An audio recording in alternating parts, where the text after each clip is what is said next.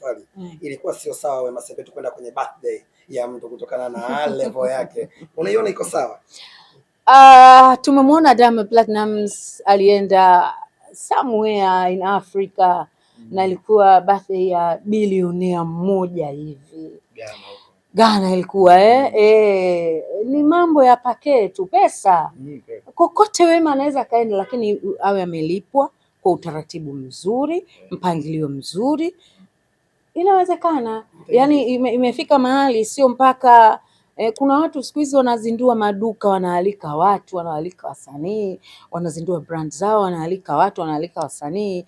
Kwa hiyo tuipokee kiuzuri, lakini kikubwa ibaki pale kwenye mkataba, mkakati, utendaji, uaminifu. Nadhani kungekuwa kumetendeka vizuri mwanzoni, Wema tusingekuwa tunaongea haya. Ilikuja story kwamba Wema Sepetu ni mjamzito, wewe pia ukatupitisha huko kwamba bwana Wema Sepetu anatembea na kikopo cha kutemea mate kwenye gari. Story iliishia wapi? Watu na mimi nilivyoambiwa juzi kwamba tumbo lilikuwa linamsumbua, mimi nikajua ujauzito. Na ndio mpaka sasa najua Wema anatarajia. Mwenyezi Mungu amfanyie wepesi. Yaani mpaka sasa hivi unaamini Wema Sepetu? Mpaka sasa naamini Wema Sepetu anatarajia na Mwenyezi Mungu amfanyie wepesi, na naambiwa Whozu amerudisha majeshi 100. Hivi Wema uone mwanaume mwingine hapa mjini jamani? Wema, mbona unamtaka sana huyo Mchaga? Utakuja kutua na pressure mashabiki zako Wema. Wanataka wakalele. Akasaidia kulea tumbo. Kila laheri kwake Whozu. Sisi hatuna neno. Hii inawezekana ni kwa sababu ndio maana siku hizi hatumuoni Wema Sepetu akiendelea kuposti kwenye Instagram, mitandao yake. Inawezekana, lakini wacha tumsubiri yeye mwenyewe siku atakayokuwa tayari atuthibitishie. Lakini Maimartha Wajesi anatuthibitishia kwamba alizonazo ni kwamba Wema Sepetu anatema mate. Anatema mate sana, ninaambiwa sasa hivi anakula udongo vipi? Mimi ndo habari nilizonazo. Ndio maana kwenye keka za mjini haonekani. Inawezekana kabisa, inawezekana kabisa. Ndio, na tunamtakia kila laheri. Mambo yakaenda kimya kimya. Kaka Haji, hongera sana kwake, ameoa tena. Ninaambiwa mwanamke aliyemuoa mzuri, mweupe, zaidi sana subiri. Na inasemekana ni mwanamke ambaye ametoka mkoani, amekuja hapa Dar kwa ajili ya kusoma chuo. Ni mwanachuo. Lakini tayari sasa hivi ni Mrs. Bugatti. Maana kana ni mdogo. Ashazidisha miaka 18, huyo mtu mzima mwenzetu. Lakini kaoa binti bia. Kaoa binti Kigoli kabisa. Hongera sana kwa kaka Haji, ni jambo jema kuliko zinaa. Hakutaka tena watu maarufu. Hajataka, na unaambiwa siku ya harusi yake simu zote zinaachwa mlangoni. Marufuku kuingia na simu. Na ilifanyika nyumbani kwake. Na ndugu wa mke walikuwa wawili. Wa mume, dada zake walikuwepo na baadhi ya ndugu zake wengine. Hivyo ndio ilikuwa hali nzima.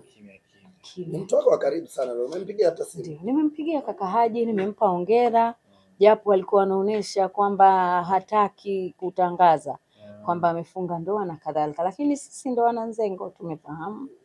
Tumewajuza watu wake na watu wamefurahi sana. Ndio. Atadumu laundika? Atadumu. Unasema ni binti. Atadumu. Kaka Haji mtu wa watu yule. Atadumu inshallah. Tunamtakia kila laheri diwani wetu wa Kariakoo. Kabisa. Kuna baadhi ya watu wanasema watu wengi sana ama wanawake wengi sana wanaingia kwenye ndoa na Haji Manara kwa sababu ya kufuata ustadi. Hapo sasa ndio na wasiwasi, kwa sababu kitendo cha kumficha yule mwanamke tayari goals za mwanamke zimekwisha gonga mwamba, kwa sababu wanawake wengi kiukweli wanampenda kaka Haji kwa sababu ya umaarufu. Na namtakia kila laheri, ila sidhani kama mwanamke kwa kitendo cha kaka Haji kumwoa kimya kimya, sidhani kama mwanamke atakuwa amependa. Na unaambiwa kwa upande wa mwanamke ndugu wawili sio mchezo. Kwa maana ndugu wote waligomewa kuingia kwenye harusi. Jambo la kugomewa sijaambiwa. Sasa binti ni wa mkoani. Binti ni wa mkoani, kwa hiyo huku hana ndugu. Hana ndugu huko. Kama ndoa nao ya binti ni kimya kimya. Ndio kimya kimya. Au kuna namna binti alikuwa na ujauzito? La na ni binti ambaye wameanza naye muda mrefu. Kiufupi tunamtakia kila laheri. Tunampenda sana kaka yetu, tunamheshimu sana. And all the best. Mungu amzidishie kwenye ndoa yake, amsimamie kabisa. Na sasa hivi baada ya kujitoa huko, naona kuna baadhi ya watu watakuwa wanaumia, maana tulitegemea pengine arudi kwa wale wanawake zake ambao tumewazoea. Mara tumuone Zailisa kama ile picha ilipotengenezwa na Juma Lokole leo Zailisa Kurushaina. Tulitegemea hivyo. Inavyosemekana kaka anavyoacha harudi nyuma. Kaka anasonga mbele.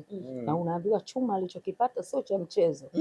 Wale wote wanasubiri wote chuma. Sio Rushaina. Mtoto akisimama kama amekaa, mtoto akikaa kama amesimama, akienda kama anarudi. Hiyo rangi vipi? Ndio maana anamficha. Hapa nimeelewa kwa nini anamficha. Afanye kumtambulisha mji huu mbona? Watu wataishia kati. Kitu ambacho watu wengi sana kimewashangaza bwana kwenye mitandao ya kijamii ni baada ya kuona chat ya Faivani, namzungumzia Faima ambaye umemposti leo kaenda kwa mganga. Iko vizuri naye. Kumuomba msamaha Paula. Hii imekaaje? Kumuomba msamaha mtu kama uliwahi kumkosea ni shida? Sio shida. Tayari Faima ameshajua position yake. Kajua yeye ni nani. Kwa hiyo na ameshamjua Paula ni nani. Yes, ikawa kabisa kashajua A na B, yeye ni kama ni A ni A alafu B ni B. Kwa hiyo ni jambo jema. Na ni jambo ambalo kila siku nawaasa mabinti. Hakuna faida kwenye malumbano. Hakuna faida kwenye kugombana. Hembu wapendane. Maisha ni mafupi sana. Wawe na nidhamu. Waheshimiane. Maisha ni mafupi sana. Faima kagoma. Sijawahi kumwomba msamaha mtu na sitamwomba msamaha mtu yeyote. Basi hizo message ni feki. Basi aliamua labda kufanya siri. Hakupenda watu wajue. Kwa hiyo nao pia haina neno. Sasa ili nimelisikia lakini nikasema hebu ngoja nikuulize ulithibitishe. Ni kweli Kiredio ameachwa na mwanamke wake kwa sababu yaliyotokea mengine? Kiredio hawezi kuachana na mwanamke wake. Na hata yule mwanamke wake hawezi kuachana na Kiredio. Mpata picha yule mwanamke wa Kiredio anaachana na Kiredio, atakuwa na nani? Atakuwa na nani? Wanaume wa siku hizi wanataka kama una kajina kidogo basi uwe na pesa yako. Uwe na biashara yako. Vinginevyo umtafute mwenzako ambaye mmetoka naye chini mnapanda naye juu. Na yule dada hana mwingine zaidi ya Kiredio. Yule dada katoka mbali na Kiredio. Wanasema Dodoma Kiredio aliachwa mchana kweupe. Aliachwaje? Binti kapigiwa simu karudi da. Amna bwana. Hawajaachana wale. Niaminini mimi. Na hawawezi kuachana. Kiredio anaweza akawa na uhakika wa kupata wanawake wengine wengi aina tofauti. Lakini yule dada moyo wake wote uko wa Kiredio. Kafuta picha zote za Kiredio. Kufuta anafuta gazuchu kila siku. Amna lolote. Hawajaachana na hawawezi kuachana. Lile funzo ama niseme huo ujuzi Kiredio ameupata kutoka kwa kaka yake Diamond Platnumz. Kwa hiyo anajaribu kuutumia aone kama itawezekana. Watu wanaonya kwamba wasio wanaposti sana wapenzi wao kwenye mitandao, hasa vijana wanaojitafuta. Pesa una usimtambulishe mpenzi wako. Hiyo nao point. Hilo likoje hilo? Naam, karibu. Diamond Platnumz juzi kama sijana alichapisha kwenye Insta story aliandika maneno ambayo ilikuwa kama code. Watu wengi hawakujua alikuwa anamaanisha nini. Akasema sijui akimu wenu sijui amechoka nini akafuta gizochi. Inawezekana labda unajua kiundani maana ya kile ambacho Diamond. Mambo maswala Hakim na kadhalika pamoja na Zuchu ni kuhusiana na wimbo wa Zuchu. Zuchu ana wimbo mpya kama ambavyo mnafahamu, and tumsupportini, ni msanii wetu. Na alichokuwa nakifanya Diamond Platnumz ni kuonyesha kwamba ana support na kuwakumbusha Watanzania kwamba kuna jambo jipya. Watu waende japo Zuchu bwana ameshindwa kabisa kusonga mbele. Hongera kwake kwa kumnunulia mama yake gari. Wengine wanasema analipa kidogo kidogo. Sawa jamani, la kwenu liko wapi? Lakini tuliambiwa pia Zuchu anatarajia kufungua duka lake la nguo. Tunalisubiri sasa, ni mwezi wa 6. Hatujaona. Na alitambulisha brand yake, alivaa kabisa. Alivaa kabisa, lakini bado tunaendelea kumtakia kila la heri. Zuchu mama, usilale. Fanya tuje kwenye duka kununua vitu. Nimkatie tiketi ya kwenda na kurudi. Anakujaje? Kwa maelewano gani? Kwa maelekezo yapi? Kwa maana kulikuwa hakuna maelewano. Na hata pesa, yani unakataje tiketi kabla hujajua huyo mtu unamlipaje? Tayari hapo kuna shida. Kwa hiyo wanayofanya Juma na Wema Sepetu wakasigana ni huyu aliyewaalika, naye pia hatumlaumu, huenda ameshajifunza baadaye. Okay. Lakini Juma alisema dili la milioni 10 liliwekwa mezani na aliyehusika kulishusha hilo dili ni Juma Lokole mwenyewe. Alisema alimpigia simu Wema, akazungumza naye na akakubaliana naye kiasi chake cha kulipwa, na baada ya kukubaliana swala zima likawekwa mezani na siku ya safari ikapangwa. Wewe umemwona wapi Diamond Platnumz anatoka Tanzania anakwenda Nigeria eti pesa yake akalipiwa huko? Wewe umeona wapi? Wewe umesikia wapi? Utaratibu lazima ufuate.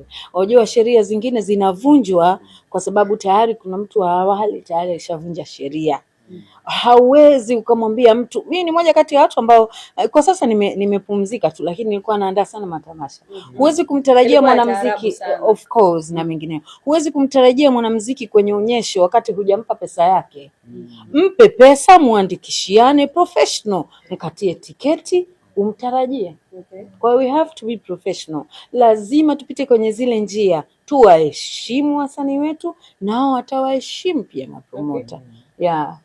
Kwa maana alichokifanya Juma si kizuri. Katangaza kitu ikiwa hakuwa na uhakika kwamba hiyo milioni 10 ilihitajika kulipwa hapa. Juma na Wema wanagombanishwa na promota. Juma hana neno, Wema hana neno. Tatizo ni huyo promota ambaye huyo mwenye birthday ambaye alikuwa anawaalika Mombasa. Lakini lazima utaratibu ufuate. Lakini masa inatajwa kwamba Whozu kurudi ndio chanzo, kwamba Wema alijifungia chumbani ndio maana akashindwa kwenda kwenye mchongo wake. Kwani Whozu mara ngapi tumemwona yuko na Wema na Wema anafanya kazi zake kama kawaida. Kuna jinsi pia ambayo hata Juma alikuwa na hasira na ni jambo la kawaida. Huwezi jua ametoka huko Nairobi, hujui kajazwa vipi, lakini mwisho wa siku hawa Tanzania wenzetu Juma na Wema msije mkapishana kwa ajili ya mambo madogo. Kauli ya kusema kwamba ndio maana Hamisa Mobeto ataendelea kuwazidi wengine inamaanisha nini hasa? Wanafanya competition ama Hamisa sasa hivi kwa kulingana na msemo wa Juma tunaweza tukasema kwamba ni ushindani. Lakini kwa mujibu wa Wema mwenyewe, jana nilikuwa nikizungumza na Peti, anasema Wema hajawahi kushindana na Hamisa na Hamisa hajawahi kushindana na Wema na hawana ugomvi, wanafanya mambo yao vizuri kabisa. Tunaona pia Juma alikuwa na hasira kama binadamu mwingine, unajua mpaka kumpelekea mtu kazi alikuwa na dhamira njema. Kitu ambacho kimewashangaza watu wengi, alisema ningejua ningempa Kajala mapema sana. Kwa maana hakumuona Kajala kwamba ana fit in kwenye ile birthday kujitukua kama special appearance. Kajala ana kasheshe lake. Kajala ana kasheshe lake na Harmonize. Kajala ana mji wake, Kajala ana mkoa wake, Kajala na wilaya yake. Yeye na Harmonize. Wewe unaambiwa mahusiano yao Kajala na Harmonize, mama wa Kajala haya support. Bibi Paula hasapoti. Haungi mkono. Mbona hafla? Na habari nilizonazo mimi ni kwamba ilikuwa ifanyike harusi, lakini ile harusi haitafanyika. Kwa sababu baada ya kutoka kwenye boti tu alivyorudi nyumbani kwake Kajala, Kajala akawasiliana na yule aliyekuwa mpenzi wake anaitwa Ima, mfanyabiashara kutoka huko China. Yule ambaye aliwatuma marafiki zake wakamzawadia gari kubwa lile la kifahari kile. Nakumbuka najua. Watu tukashtuka tukajua Harmonize amerudi. Bwana Ima akaanza kumpigia simu Kajala, kwa nini umefanya hivi? Kwa nini umefanya hivi? Kajala tulipishana. Basi walikuwa wamegombana. Wakaelewana. Yule bwana akampa Kajala milioni 20 za msamaha. Akamnunulia na Defender. Hapa ninapoambia hata alipokuwa akiishi Kajala amehama. Ninavyokuambia swala la ndoa limekufa. Salamu hizi mfikisheni na Garabi. Maana ndo alikuwa MC mtarajiwa. Kama haya mambo na mahusiano yao yatajirudi, Mwenyezi Mungu afanyie wepesi. Sisi tuko hapa kwa ajili ya kufikisha habari. Na hivi majuzi nimeona jana Harmonize na Kajala wanapostiana Insta story na kadhalika. Na sisi pia tumeona. Sasa wewe jiulize. Mimi nimezungumza. Juma Lokole kazungumza jambo hili. Baada ya sisi kuzungumza ndo wao wanapostiana. Siku zote walikuwa wapi wasipostiane? Labda walikuwa wanaficha. Nilizonazo mimi ni kwamba jambo la hata pete zile walizovishana kushindikana kupostiwa mpaka leo ni kwa sababu ndoa imekufa. Uhusiano hakuna, na kinachoendelea inasemekana ni Harmonize asipate ule muhali. Mama, subiri kwanza. Mbona hili jambo kama kubwa sana linanifanya mpaka nguvu za mikono zote zimeisha? Nikikumbuka vizuri, wenyewe wazungu wanasema nikireko baadhi ya vitu, Harmonize alikuwa msaada wa mbele sana kwa Mama Kajala. Kuna baadhi ya vitu tunakumbuka aliwahi kumsaidia. Ndio hataki yule mama, hamtaki kabisa. Tena hataki kusikia habari ya Harmonize, Bibi Paula, mama yake na Kajala, hataki kabisa. Na kuna baadhi ya marafiki zake Kajala pia hawapendi kinachoendelea kwa Kajala. Anasema mtu kama Harmonize, moja kati ya marafiki zake, anasema mtu kama Harmonize alishawahi kuwafanyia vitendo viovu kabisa Kajala na mwanae. Aliwapeleka mpaka polisi, aliwapa shutuma mbaya. Leo hii imekuwaje Kajala au ana uoga wa maisha? Na bora akae na huyo Ima ambaye hajawahi hata kumkashifu hata siku moja. Lakini wengine pia wakaenda mbali wakasema hao marafiki zake Kajala wanaogonga naye cheers kwenye boti Kajala, wakitoka hapo inasemekana wanaenda pembeni wanamcheka Kajala kwa anaoyafanya na Harmonize. Lakini unaambiwa penzi linalohitajika kudumu ni lazima lipitie mikiki. Na mimi nasikia, na mimi sina neno, lakini hayo ya ukweli nimewaletea ambayo wewe unayajua ya uhakika. Mambo kwa ushahidi. Lakini hilo umezungumza kuhusu kuongwa milioni 20 na magari kama hayo. Nilimsikia mimi Irene Uwoya anazungumza kwamba yeye katika ujana wake aliwahi kuongwa milioni 600 na hakushtuka. Yana ukweli? Inawezekana na Kajala pia labda ameongwa milioni 20. Nikaongwa na Defender, kahamishwa nyumba. Najua mnamfahamu Kajala, mtanielewa nini ambacho naongea. Na nyumba amehamishwa, ameenda kupangishiwa sehemu nyingine. Kwa hiyo wale ambao mnajua mambo ya kushtuka au hajashtuka, inawezekana hajashtuka ndio maana labda at least anaposti huko Insta story. Inawezekana. Sisi tuko hapa kwa heri. Ndio.